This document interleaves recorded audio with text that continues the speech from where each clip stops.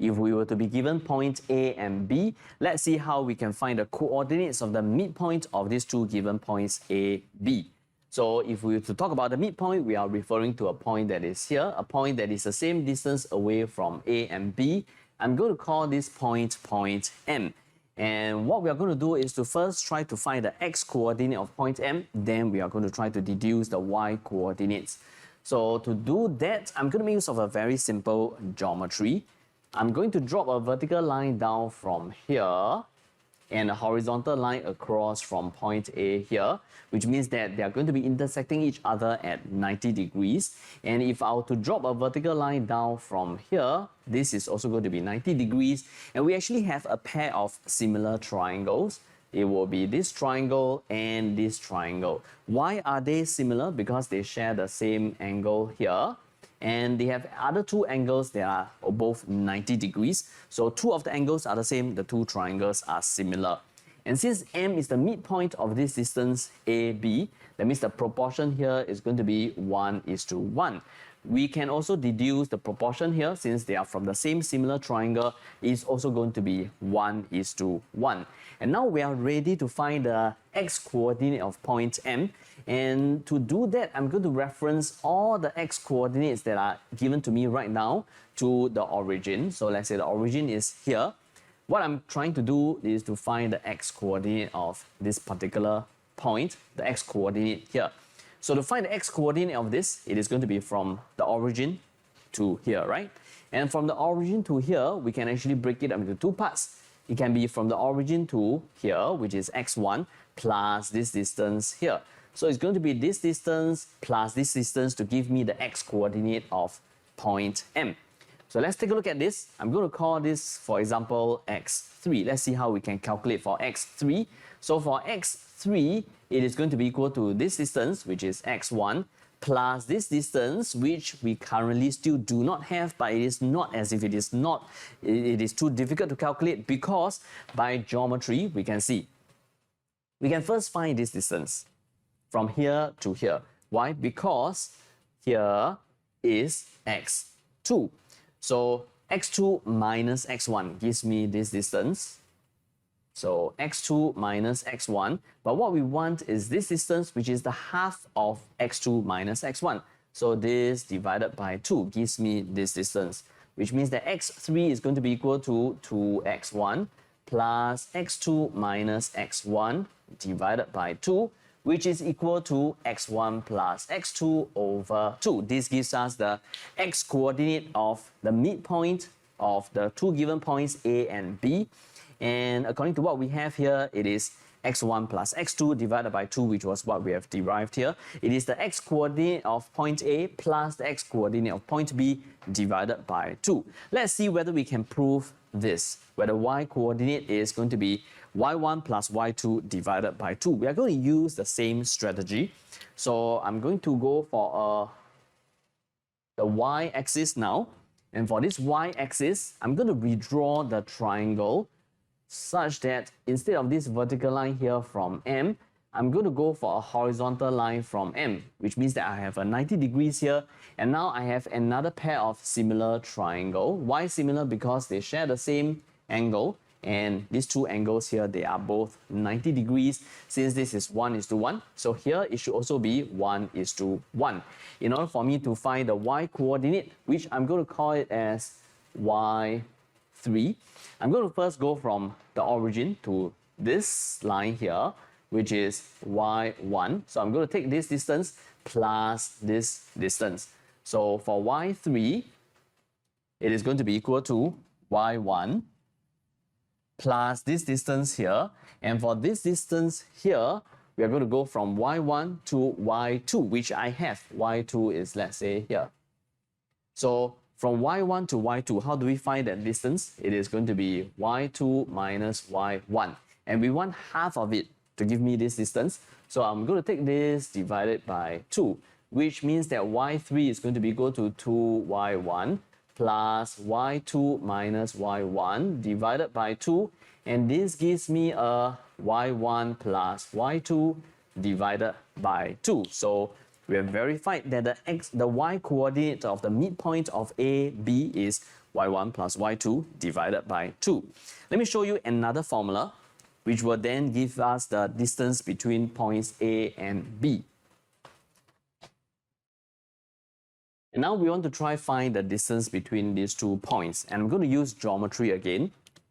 I'm going to draw a vertical line down from here and a horizontal line across from here, which gives us a right angle triangle.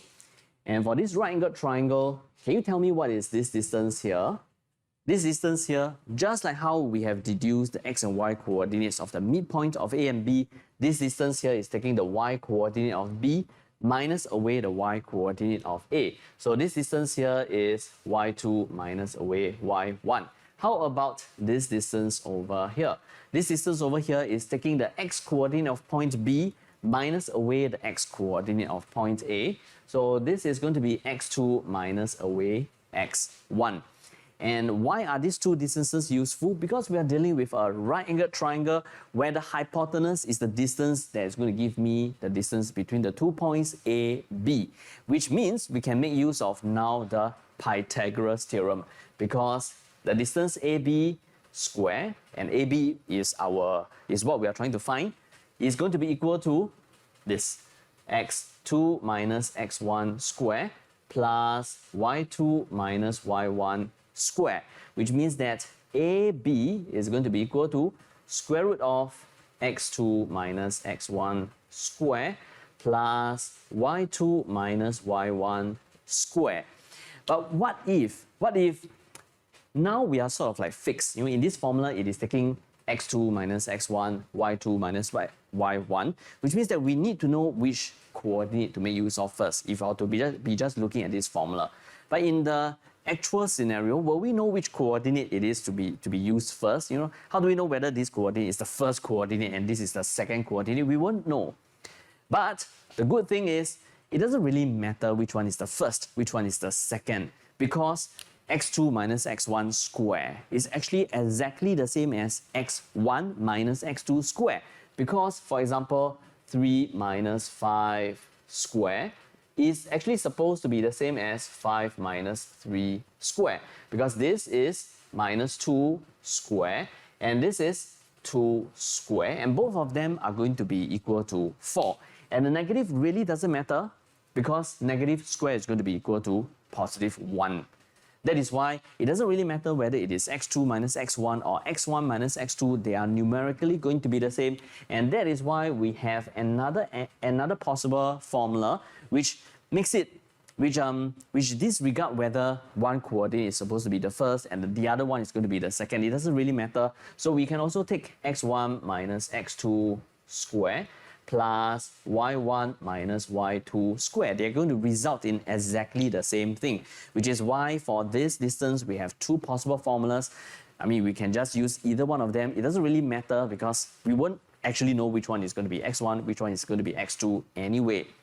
Before I talk about this, let me proceed on to look at the gradients first, okay, which is something that you guys are probably already familiar with. To find the gradient of a line which passes through points A and B, it is just taking the y coordinate of one minus the y coordinate of the other divided by the x coordinate of one minus the x coordinate of the other. And just like how we have discussed about this, I want to show you why it really doesn't matter which point you're going to start off with first, whether it is y2 minus y1 divided by x2 minus x1 or y1 minus y2 divided by x1 minus x2, they are the same. Why is that so? Because when it comes to the gradient of, let's say, these 2 points, if we were to start by taking y2 minus y1 divided by x2 minus x1, we can always factorize out minus 1 from the numerator, which will then give me a y1 minus y2. And I can do the same thing for the denominator. Factorizing out minus 1 gives me a x1 minus away x2. And this can be cancelled, which will leave me with a y1 minus y2 divided by x1 minus x2. So they are actually exactly the same. But what that is interesting about the formula that I'm quoting here in the outline is that they are actually equal to tangent theta. The gradient is equal to tangent theta. What is gradient? Gradient is rise over run. And what is tangent theta? Opposite over the adjacent. Can you see the similarities? So opposite over the adjacent is the gradient, but when it comes to it being defined for the actual value of the gradient, we need to be a bit more specific. The angle that we are looking at, tangent theta, this angle theta, it is supposed to be the angle that the line makes with the positive x-axis. The angle that the line makes with the positive x-axis. What do I mean by the angle that the line makes with the positive x-axis? Because if you were to look at a line, a general line, okay? If I were to try to reference this line to the horizontal x-axis, there can actually be two possible angles. Can you see? The two possible angles will be, one angle is this, the other one is actually going to be this. So we can't be using both angles. So which is the angle that is going to be the one where when we tangent it, it is going to represent the gradient of the line. It is going to be this angle here. The angle that the line makes with the positive x-axis. This is the angle that it makes with the negative x-axis in the positive x direction.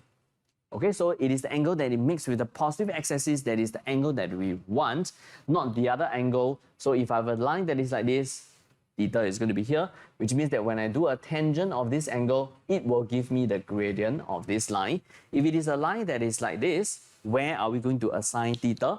If we reference this to the positive x-axis, the angle theta is going to be this angle here. So this is going to be theta, which means that when we do a tangent of this angle, it is going to give us the gradient. To go into the details of why we are choosing this angle instead of the other angle will require us to make use of the concept of trigonometry. So we're going to skip this portion. We are going to skip the detail, but in general, in brief, what we can see is that since this is an acute angle, tangent of an acute angle is a positive number. And this synchronizes to the positive gradient that we are seeing here. And for a scenario that is like this, the angle now becomes obtuse. So with a tangent and obtuse angle, when we press it into our calculator, for example, tangent 120 degrees, we're going to get a negative number, which again synchronizes to the negative gradient that we see.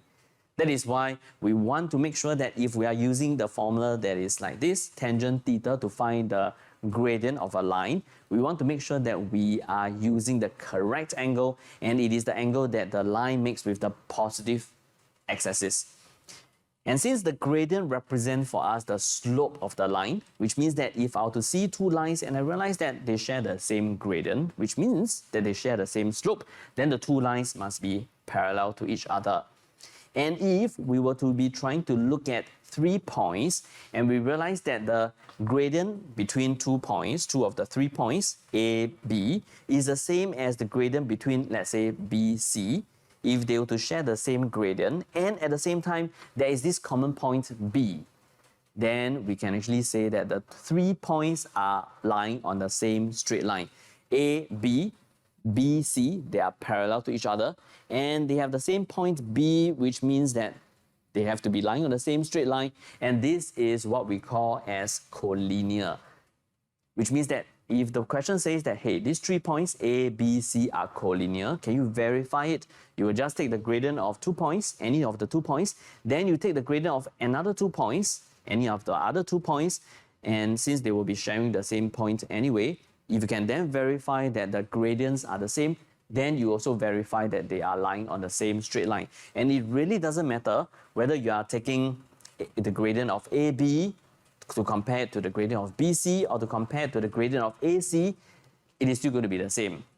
If the gradient of AB is equal to the gradient of AC, and since they share the common point A, then A, B, C are collinear. Let's take a look at perpendicularity. If two lines are perpendicular to each other, we can actually use the gradient to verify this. How can that be done? If we would take the gradient of one line and multiply it to the gradient of another line, m1 times m2, if we were to get a numerical value of -1, then these two lines are supposed to be perpendicular to each other. Or if I'm given the gradient of L1, which is M1, and I'm told that, hey, there's this line L2, it is going to be perpendicular to the grade, is going to be perpendicular to L1, then can we find the gradient of L2? Yes, we can, because the gradient of L2 is going to be minus 1 over the gradient of L1 since they are perpendicular to each other. It is just simply dividing this across to the other side.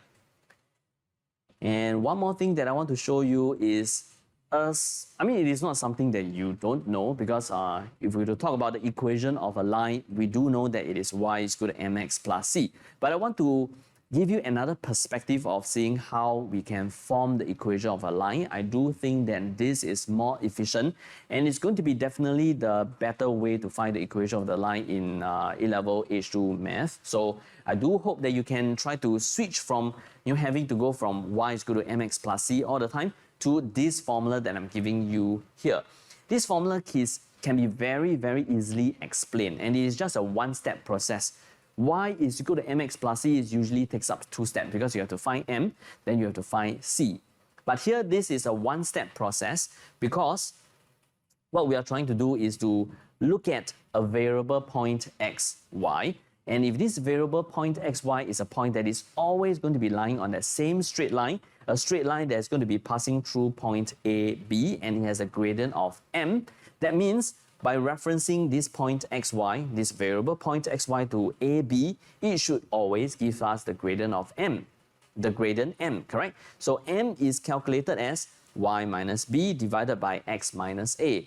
And if I were to just cross multiply this, that means y minus b is equal to m times of x minus a. And this immediately gives us the equation of the line. It is fast, especially if the coefficients or if there were to be some unknowns in the equation, then this will be faster in terms of the algebraic manipulation. That is why I highly recommend us switching from finding straight line as filling in the blank for y is equal to mx plus c where we find m, where we find c, to this instead. Let me give you a very quick example. Let's say for this line, okay? Let's try to find the equation of this line. So first, let us try to find the gradient. The gradient is going to be 3 minus 1 divided by 1 minus 2. That gives me the gradient of it as 4 over 3. And we can immediately form the equation of this line because the equation of this line will be y minus b is equal to m, and we have 4 over 3 of x minus a. And this a, b, it can be either of these points. As long as it is a point that is on the line, we can already use it. So let's say we use this point, which means that it is going to be y minus 3 is equal to the gradient times x minus 1. Just manipulating this, it will give me the form y is equal to mx plus c. It is going to be the equation of the line. Let me show you an example so that we can try to apply all this that we have just discussed. Let's take a look at what we have here.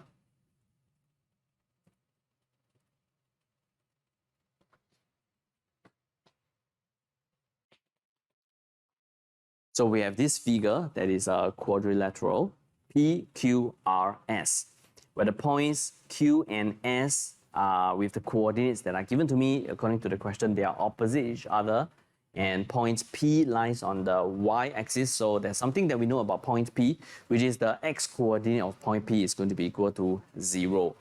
And the question tells us that M is the midpoint of S and Q, and M is also the midpoint of P and R. And the line SQ and PR, they are going to be perpendicular to each other. We want to find the coordinates of M. What is M? M is the midpoint of S and Q, correct? M is the midpoint of S and Q. So for A, for the coordinates of M, we are going to try to make use of the formula that we have just discussed. It is this formula here, x1 plus x2 divided by 2, y1 plus y2 divided by 2. And we are looking at S and Q, so it is going to be 2 plus the x-coordinate of S, so 2 plus 5 divided by 2. And for the y-coordinate will be 6 plus 3 divided by 2. And this gives us the coordinate of point M as 7 over 2 and 9 over 2. B, we want to try to calculate the distance between S and Q. And again, I'm going to make use of the formula that we have just discussed. In fact, this is a very easy to remember formula for me because I will just keep imagining this as applying the Pythagoras theorem. It is going to be the square root of x1 minus x2 divided x1 minus x2 square plus y1 minus y2 square. So I'm going to apply that here to find the distance SQ. So SQ is going to be square root of x1 minus x2 square plus y1 minus y2 square. So I'm going to take this, and it doesn't really matter which point that I take first. So I'm going to take this point, 2 and 5. So it will be 2 minus 5 square plus the y coordinate. The difference of it is 6 minus 3. So plus 6 minus 3 square. And this gives me xq as square root of 18. And 18 is 9 times 2. So square root of 9 is 3. Then 2 is going to be remaining inside the square root. So I can also simplify this to 3 square root of 2. Next, C. C, there's this now point T here, which is given to us with a coordinates of 6, 2. It lies outside the quadrilateral. We want to show that SQT, they lie on the same straight line. So we have discussed that also. We are talking about collinearity here. So we just need to pick any 2 points, try to compare to the gradient of the other 2 points, any other 2 points. And if the gradients are the same and they share a common point, then they are considered as collinear. Then they are considered as 3 points which are lying on the same straight line. So I'm going to take, let's say, S and Q. Okay, so for part C, let's try to find the gradient of the line that passes through S and Q. So to find the gradient of this, I'm going to take the y coordinate minus the y coordinate divided by the x coordinate minus the x coordinate. So it's going to be 6 minus away 3 divided by 2 minus away 5. This will give me a 3 divided by minus 3, it is minus 1. And I'm going to try compare this to the gradient of any other 2 points. So let's say the other 2 points, let me go for Q and T. So let's look at QT. It is going to be equal to 3 minus away 2 divided by 5 minus away 6. It is the y coordinate minus away the y coordinate, so 3 minus 2, divided by the x coordinate minus away the x coordinate, so 5 minus 6. This is going to get me 1 divided by minus 1, it is minus 1. So the gradients of these 2 lines are the same, and they share a common point, which is Q. Therefore, I can then say that point S, Q, and T, they lie on the same straight line. But of course, I can just verify very quickly for you. Will it be giving me the same conclusion? Will it lead me to the same conclusion if I were to use maybe another 2 points instead? So what if we were to try to pick, instead of this and this, what we were to try to pick, let's say ST.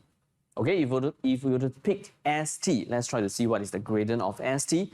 I'm going to take the y coordinate minus the y coordinate, so 6 divided minus 2.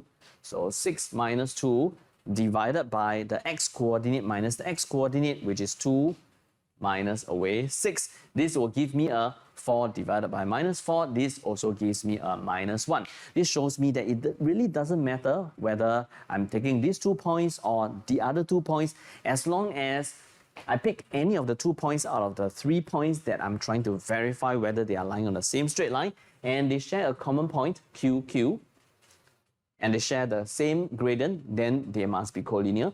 If I were to go for this and this, SS is the common point, and minus 1 shows me that the gradients are the same. S, Q, T, they are lying on the same straight line. Next, let's try to find the equation of the line PR. The line PR. What is so special about PR with reference to SQ? PR is perpendicular to SQ, which means that for part CDD, for part D, we can find the gradient of the line that passes through PR. The gradient will be minus 1 over the gradient of the line that passes through SQ, which is minus 1. So the gradient is equal to 1. Okay, this is the perpendicularity that we discussed previously. If the 2 lines are perpendicular to each other, when I multiply the gradients one to another, it is going to be equal to minus 1, which means that the gradient of one is going to be minus 1 over the gradient of the other, if they were to be perpendicular to each other. So now we have the gradient of PR. Can we find the equation of PR? I'm going to use the formula that we were talking about just now. Y minus B is equal to m times of x minus a to find the equation of the line that passes through PR. So it is going to be, okay, let me just flash it out again, okay? So it is going to be here, this y minus b is equal to m times m is 1 of x minus a. And what is that point that we are going to be making use of? I'm going to be making use of the point which is here, m. M is the point that lies on PR. And the coordinates of m is this. So it's going to be y minus away the y coordinate of m, 9/2 is going to be the gradient, which we now know is 1, of x minus away the x coordinate, which is 7/2. So if I were to just reorganize this equation a little bit, I'm going to be getting this as y is equal to x minus 7/2 plus 9/2. It is going to be y is equal to x plus 1. Next, let's take a look at E. E, we are supposed to state the coordinate of P. Okay, I guess this is easy because P is the y-intercept of this line, and the y-intercept can be obtained from this number here. So point P, it is going to be 0, 1. Since it's the y-intercept, the x-coordinate must be 0. When x is equal to 0, y is equal to 1. What that is a bit more interesting, I think, is actually F. We are supposed to find the coordinates of point R. What is so special about point R? Yes, point R lies on this line, but at the same time, M that is given to us is the midpoint of P and R. And we have the coordinates of P, we have the coordinates of M. So I can make use of the midpoint formula that we have discussed to find R. Let me show you how that can be done. I'm going to let the coordinate of R be, for example, A, B. And we know that M, which is the midpoint, can be found by taking the x-coordinate of P plus the x-coordinate of R divided by 2, which will then give me the x-coordinate of M, which means that P, which is 0, plus R, the x-coordinate of R, which is 1, divided by 2, this should give me 7/2. This tells me that A is equal to 7. Similarly, if I were to take this 1 plus this B divided by 2, this should give me the y-coordinate of point M, which is 9/2. This tells me that B here is going to be equal to 8. Therefore, very quickly we can then deduce that the coordinates of R is 7, 8 by making use of the formula for midpoint. Next, let's take a look at G. G, we want to show that SR is parallel to PQ. So if we were to try to show that they are parallel to each other, what we need to do is to work on the gradient. We're going to look at the gradient of SR, and then we are going to try to calculate the gradient for PQ, and if they were to be the same, then they are going to be parallel to each other. So in G, let's try to find the gradient of SR. The gradient of SR, we have the coordinates of S and coordinates of R that we found just now. The coordinates of R is 7, 8. So for S, let me just write it down here, is 2, 6. And for R, the coordinates that we found just now was 7, 8. So the gradient is going to be equal to 8 minus 6 divided by 7 minus 2. The gradient here is 2/5. I'm going to compare this to the gradient of the line that passes through PQ, because we are trying to compare whether SR and PQ, they are parallel to each other. So P, we found out just now its coordinate is 1, 0, 1, and for Q, the coordinates has been given to me by the question as 5, 3. So the gradient is going to be equal to 1 minus 3 divided by 0 minus 5. This is equal to also 2/5. So since they share the same gradient, we can then conclude that the line SR is parallel to the line PQ. And our final question, question H, we are going to find the coordinates of intersection between the two lines that passes through QR. QR is here, QR and PT. We are going to try to find the intersection between these two lines. How are we going to do that? We're going to solve them as a pair of simultaneous equations. We're going to find the equation of the line that passes through QR. Then we're going to find the equation of the line that passes through PT. Solving simultaneous equation will give me the coordinates of the intersection between these two lines.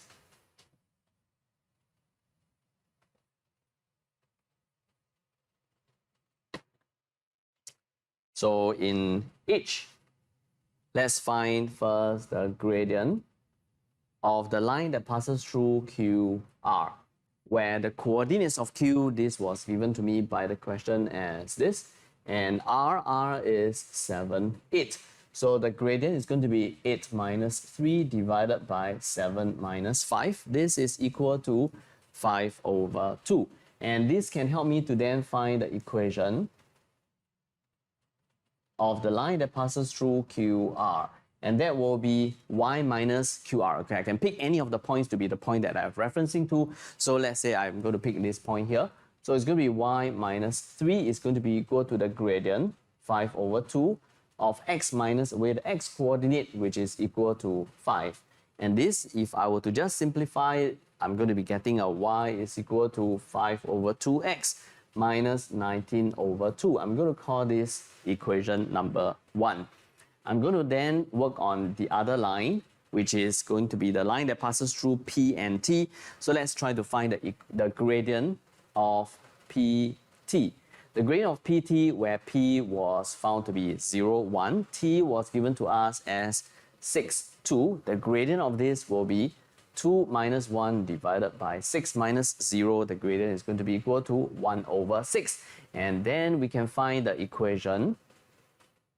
The equation of PT will be y minus away the y coordinate of either of the points. Of course, I'm going to use this point. Okay, this is simpler because it has a 0 and the other point is just 1.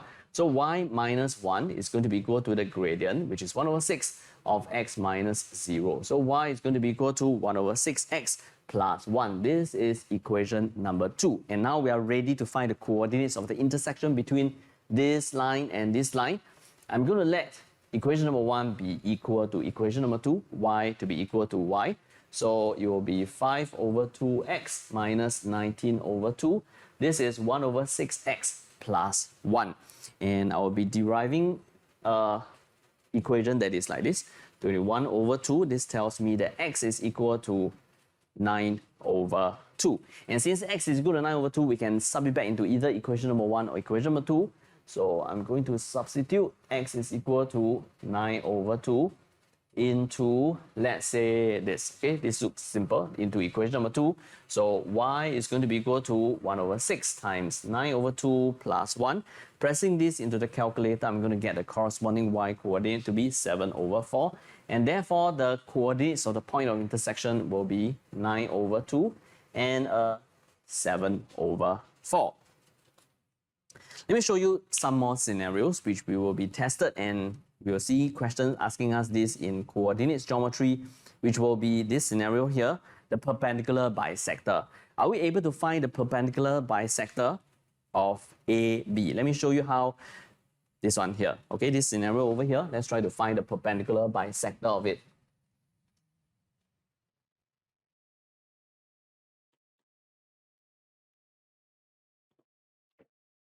So the scenario is this, and we have point A here that is given to us as minus 3, 2, and point B here is 2 and minus 1. Let's try to find the perpendicular bisector of these 2 points A, B.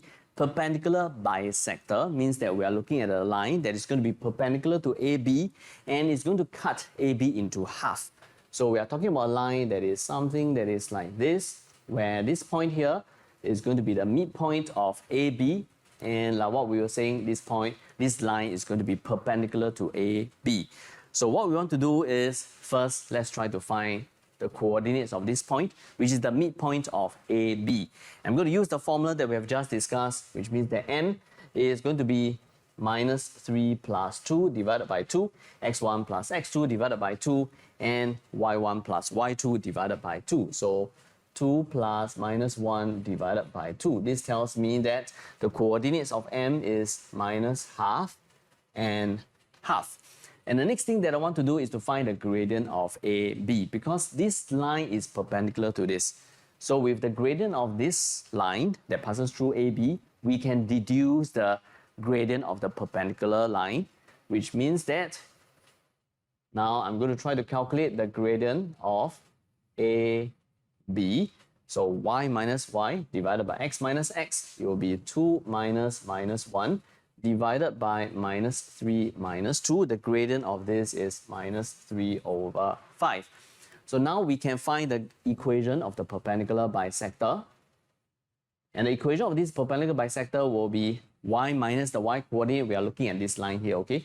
We are looking at this line, the equation of this line. So y minus the y coordinate of a point that is on this line. And we know m is the point that is on this line. And the coordinates of m is what we have found here to be minus half and half. So the equation of this is going to be y minus the y coordinate of a point that is on this line is equal to the gradient. What is the gradient of this line? The gradient of this line is minus 1 over the gradient of the line that it is perpendicular to. Minus 1 over m2. m1 is minus 1 over m2. So this multiplied by x minus away the x coordinate of this point. So minus half here. So we will deduce this to be y is equal to 5 over 3x plus 4 over 3. And one last formula that I want to introduce to you is a formula that looks complicated, but it is, okay, it looks complicated and it feels a bit more tedious to calculate, but it's a very easy to be applied formula. It is a formula that will allow us to find the area of polygons, that means the area of a shape that has straight lines as the sides. So sometimes this is also called the shoelace method, okay? I mean, you can sort of like understand why it is sometimes called the shoelace method, right? Because for what I've drawn here, you know, it's like shoelaces, right? So this shoelace method will require us to go through these few steps. First, we want to try to write down the coordinates of the vertices in the anti-clockwise direction, okay? Please take note, it must be in the anti-clockwise direction. So let's say we have a polynomial that is like this. And we want to find the area of this polynomial using this formula here. So the first thing is we want to write down the coordinates of the vertices in anti-clockwise direction in this manner. So I'm going to pick any one, okay? It can be any one of the coordinates. So let's say we pick 4, 5. So it will be 4, 5. Then we are going anti-clockwise. So anti-clockwise is this. Okay, from here to here is clockwise. So anti-clockwise, the next point is minus 2, 6. Then after that, the next one will be minus 4, 3. And the next one will be 3, minus 1. This is step 1. And step 2, we are going to repeat the first coordinate again. And the first coordinate was this 4, 5. So we are repeating 4, 5 again. So after we have written this, then we will take the product of this direction minus away the product of this direction, the red arrow minus away the green arrow. Okay, this sentence here is not that easy to understand, so let's take a look at the calculation. So it is going to be half of this thing here, okay, the formula is half of this thing that we have just written, and we're going to take half of, okay, product of this direction, so it's going to be this plus this, plus this, plus this. So it's going to be 4 times 6 plus minus 2 times 3 plus minus 4 times minus 1 plus 3 times 5. Can you see? Then I'll minus away the product of this direction. So I'll minus away 5 times minus 2, which I wrote here, plus 6 times minus 4, which I wrote here, plus 3 times 3, plus minus 1 times 4. And if I were to calculate this, I will actually miraculously just immediately get the area of this quadrilateral, the area of this polygon. It can be any polygon, okay? Regardless of whether it is 3 sides or 4 sides or more, you can actually use this formula. Let me just very quickly show you one more time, okay, how this formula can be applied. I'm going to make use of the example that we have talked about. Let's say this example here. So let's practice this formula once more by making use of this example. Since we have already done application of the formula to the four-sided shape that we have in our outline, let's take a look at this and maybe let's try to work on just 3 of the points that are here. So let's say we work on the points PRS, shall we? Let's try to work on PRS. So we have this. Okay, point P is here, 0, 1. And point R is here, 7, 8. We found it just now. And point S is here, 2, 6. Let's try to work on the area of this triangle PRS by making use of this formula here.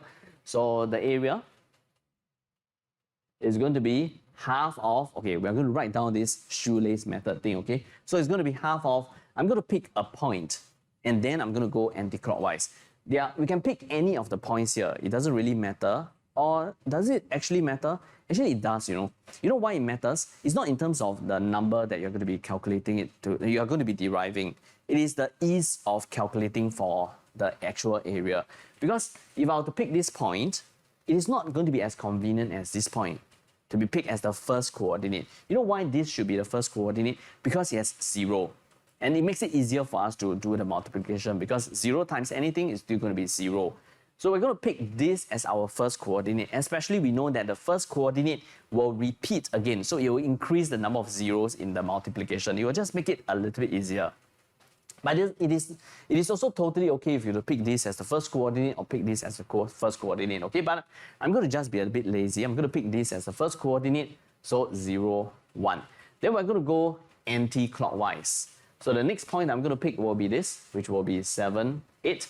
Then anti-clockwise again, 2, 6. And I'm going to repeat the first coordinate again, so 0, 1. So this is going to be equal to half of, then I'm going to take this direction. So it will be 0 times 8, which is 0. Then here, 7 times 6. Then here, then 2 times 1. So I'm going to take this, minus away the other direction, which is going to be here. Okay, we are getting the shoelace now. So it is going to be 1 times 7. Then this, which is going to be plus 8 times 2. Then plus this, another 0, so we can just simply place a 0 here next time when we are more familiar with this formula. And now we are ready to do the calculations. We are going to be getting a 44. Okay, if you were to calculate this, minus away this, it is going to be equal to 23. And this gives me a 21 over 2 as the area of this triangle. And this helps me to wrap up the topic, the chapter on coordinate geometry. And if you are familiar enough with this, let's move on to the next chapter, which we are going to be talking about circles.